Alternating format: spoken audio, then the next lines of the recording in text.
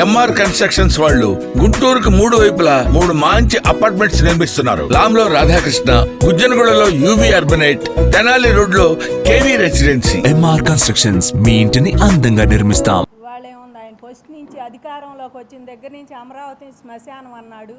5 ఏళ్ల పాటు ఉండి శ్మశానమే చేశారు. ఎందుకంటే ఎక్కడ పనులు అక్కడ ఆపేసి, ఎక్కడ లోపల చెట్లు మొలిపించి అడవులు చేసి, గ్రామాలు కూడా ఉండయ్యా లేవా అని రోడ్డును పోయే వాళ్ళ గ్రామాలు కనపడకుండా చేసి, నిజంగానే ఈ శ్మశానం అని చెప్పి ఎక్కడెక్కడ వచ్చిన వాళ్ళకి కూడా చేయాలని చేశారు.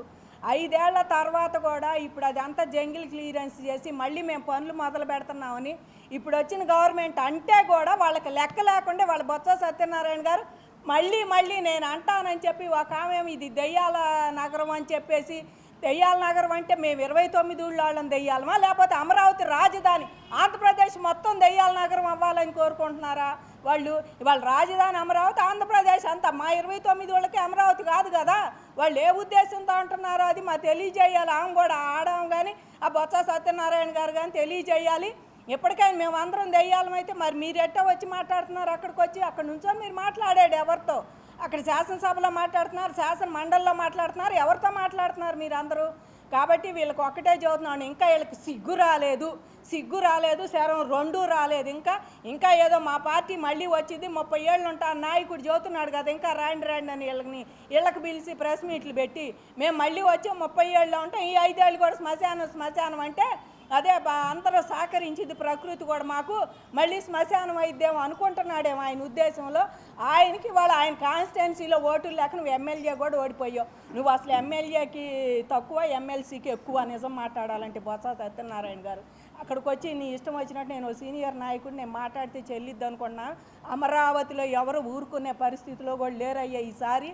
ఎందుకంటే వాళ్ళు వచ్చింది, పనులు జరుగుతున్నాయి, టెండర్లు కూడా వేశారు కనుక నువ్వు ఇంకా మాట్లాడి రెచ్చగొట్టి అమరావతి రైతులు నువ్వు అసలు అమరావతిలో ఎంటరాకుండా కూడా 29 ఏళ్ళు అమరావతి అంటే ఆంధ్రప్రదేశ్కి రాజధాని. ఆ 29 ఏళ్ళ మీదే మీకు వచ్చా, మీ 29 ఏళ్ళ కోసమే పెట్టాడు రాజధాని అని చెప్పి ఒకప్పుడు మాట్లాడాడు మీ నాయకుడు. అట్టాగా 29 ఏళ్ళని మీరు ఏం చేయాలనుకున్నారు కానీ అక్కడికి కూడా మిమ్మల్ని రానిది ఈసారి అయితే. ఆ రకంగా ఉన్న మమ్మల్ని దెయ్యాలు గాను, శ్మశానాలు గాను, మా ఇళ్ళన్నీ సమాధులు గాను నువ్వు చేస్తే నువ్వు ఉండేది, నువ్వు చేసేది మీరందరూ కూడా అదే తీసుకుపోతారు. ఇప్పుడు ఆఖరికి అసలు మీరు సమాధి నుంచే లేచి వచ్చావు నువ్వు ఎమ్మెల్సీకి. అది గుర్తుపెట్టుకొని మాట్లాడితే బాగుంటుందని మేము అనుకుంటున్నామండి.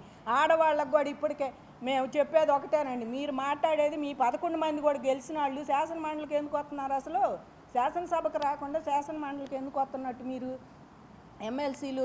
కాబట్టి శాసనసభకు కూడా వచ్చి మీ 11 మంది వెనక చేస్తారో ముందు చేస్తారో కూర్చొని మీ కాన్స్టిట్యున్సీలో కావాల్సిన అడిగితే ఓట్లు వేసిన వాళ్ళకి అది న్యాయం చేసిన వాళ్ళు అవుతారు. రాకుండా ఇళ్లల్లో కూర్చొని మాట్లాడితే ఓ ప్రెస్ మీట్ పెట్టి ఇష్టం వచ్చినట్టు మాట్లాడే జగన్మోహన్ రెడ్డికి కూడా ఇది వర్తించిద్ది. నువ్వు ఇప్పుడు పెట్టినా మీరు ఓడిపోతారు కంపల్సరీ. పులివెందులు ఇప్పుడు ఓట్లు పెడితే నువ్వు ఓడిపోయేది ఖాయం. ఎందుకంటే ఇప్పుడు తిరగబడిపోయారు ఆల్రెడీ. నువ్వు అక్కడ చేసేది ఏమీ లేదు, ఇక్కడ చేసేది ఏమీ లేదు. ప్యాలెస్ బెంగళూరు పోవటం, పడుకోవటం, ఇక్కడ ఎవరన్నా చచ్చినా బతికినా ఇతను రాగానే లేచి రావటం, ఓ మొక్క మాట్లాడటం పోవటం, ఇలాంటి పద్ధతులు మానుకొని మీరు వచ్చి మీ నియోజకవర్గాల సమస్యల గురించి అడిగితే బాగుంటుంది. ప్రతిపక్షం ప్రతిపక్షం ఇస్తారా అని మీకు వచ్చి ప్రతిపక్షం అని మీకు ఏమైనా బోర్డు వేసి కూర్చోబెడతారా? కాబట్టి వచ్చి మాట్లాడితే బాగుంటుందని కోరుకున్నా. లేకపోతే ఈసారి 11 వచ్చినాయి, ఈసారి 1 కూడా రాదని చెప్పేసి మేము మనవి చేసుకుంటున్నామండి. అంతర్జాతీయ మహిళా దినోత్సవం సందర్భంగా మహిళలందరికీ శుభాకాంక్షలు అండి. అట్లాగే మా వెనకుండి ఇన్నాళ్ళు మమ్మల్ని ముందు నడిపించిన మగవాళ్ళకు కూడా శుభాకాంక్షలు. ఎందుకంటే మా తరఫు మేము మహిళలు ముందున్నామంటే మా వెనక కంపల్సరీ మా మగవాళ్ళు ఉంటేనే మేము ఇంత దూరమైన ప్రయాణం చేయగలిగి అమరావతి సాధించగలిగాం. అట్లానే మా భూములు కానీ మాకు మళ్ళీ న్యాయం చేయాలని కోర్టుల దాకా పోయి కూడా మేము సాధించగలిగాము. సంతోషం.